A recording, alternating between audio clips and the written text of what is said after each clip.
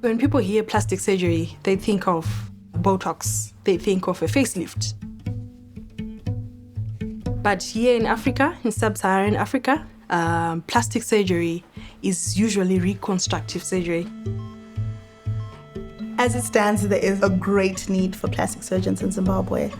We currently have 4 plastic surgeons in the entire country. We're about 17 million people. Burns is still a very big issue in the country. So for 4 surgeons to be doing the reconstruction is absolutely overwhelming. Unfortunately, this is not only about Zimbabwe, it's about most countries at the moment.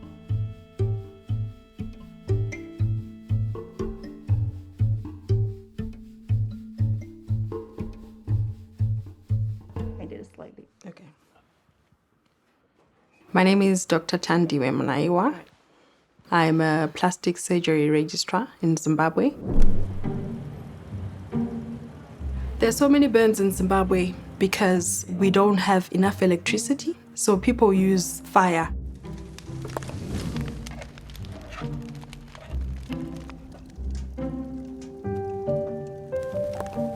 We have such a huge burden of burns in this country, and children will be obviously vulnerable. Across all parts of the world or anywhere in low-income countries, a child who suffers a burn has a lingering wound that eventually heals, but may heal with a terrible contracture that leads to quite a bit of disability. If you don't manage the contractures, for example, someone comes back with a hand like this, they're no longer functional. The child cannot write or cannot go to school. It's not just physically fixing their deformity. There are challenges where their psychology is concerned, where their socioeconomic statuses are concerned. When they can get a reconstructive surgery, they will actually be able to walk again or use their hands so they can hold a pencil. So that not only enables the child to then attend school and become a productive member of society, but the family as well, who was previously taking care of the child. Reconstructive surgery is so important because it helps a patient to regain function. But currently in Zimbabwe, there are not enough doctors in the country. There's a tremendous shortage of reconstructive surgeons globally. In sub-Saharan Africa, for example, there's only 1 reconstructive surgeon per 10 million people, and this is not limited to Africa. Today, nearly 90% of the world's population lacks access to surgical care, which is a staggering figure. There are a lot of patients who don't have access to quality medical care. So people who are working with the underprivileged want to give back to society, whose intention is to do good. SkinCeuticals is the #1 medical aesthetic skincare brand worldwide, and we know more than anyone that aesthetic procedures have the power to change lives. It is our moral obligation to partner with organizations like ReSurge International to do good. If you just mention ghetto, the first city that someone thinks about is Chitungwiza. That's where I grew up.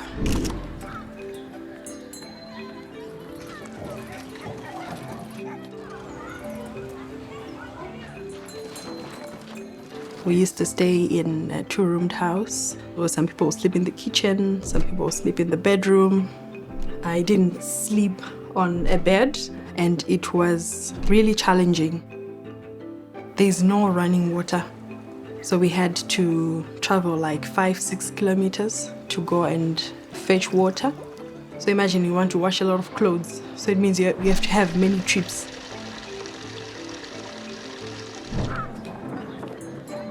I didn't have access to just space, just having your own space. I had to wait for everyone to sleep to be able to read. So I would come back from school, cook, and then sleep a bit, wait for people to sleep. Then I'll wake up during the middle of the night and read the whole night until maybe about 4. And then I'll sleep for an hour, 4, 5. And I wake up around 6 and bath and go to school. Nothing good is expected to come out of Chitungwiza. No one would really think that you can get a doctor out of Chitungwiza.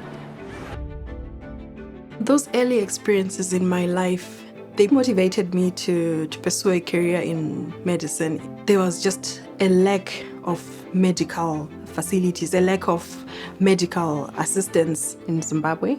So that really pushed me. What I truly admire about Thandi is she is passionate. She is very dedicated to plastic surgery and the reconstructive surgery and becoming a great surgeon, and she will give it her all. Tinga was God sent. She's been there ever since day one. I see her as my mentor, and I'm so grateful for her. She's helped me to be where I am today. As a female surgeon, you're working against the current. So it's a male-dominated field, and there's already this mindset where you have to prove yourself. We are all in this together. We're trying to get the best out of each other. You don't have to compete with the boys. They're probably not even as good as you. You just help each other out, everyone. Even though women represent more than 50% of the world population, they only comprise 33% of the surgical workforce. And the situation is even more dire in low-income countries where we know that there's only 3 female surgeons for every 1 million people. So to increase access to surgical care worldwide, we need to close the gender gap. And this is why we are working with ReSurge International.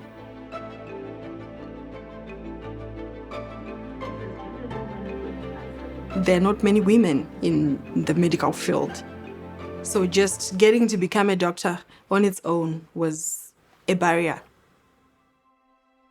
The PWRS program, Pioneering Women in Reconstructive Surgery, is a program that was set up in order to identify women surgeons, women reconstructive surgeons in low-income countries. We are identifying star trainees who will become reconstructive surgeons that will provide a lifetime of care throughout their career. We have this deep value at ReSurge of local capacity building and making sure that the surgeons in the countries are the ones who are leading. SkinCeuticals and ReSurge International started the PWRS program to really change the landscape for female surgeons, enabling them to advance their careers and transform the lives of those in need. We believe in disrupting the long-standing structure of patriarchy in surgical fields by providing training, leadership development, mentorship, and community to early career women surgeons. I was inspired by the women who are associated with ReSurge and their surgical camps around the world. The PWRS program helps women surgeons who want to be involved in a career of reconstructive surgery. Having trainers who are adept at not only doing surgery, but training an entire generation of plastic surgeons. I was taught my duty is to teach someone else to be able to help more people, train more doctors, not only doctors, female doctors, so that there can be more of us helping these patients. I want young girls to look at me and say, oh, I never thought of that. I never thought I could be a doctor, but look, she's my doctor. Why can't I be a doctor? So it just kind of opens up the way of thinking. Zimbabwe is home. The girls in my country should excel. They can break any barrier and become anything that they want to be. I'm a woman. I'm a doctor. I'm a mother. And I'm a surgeon.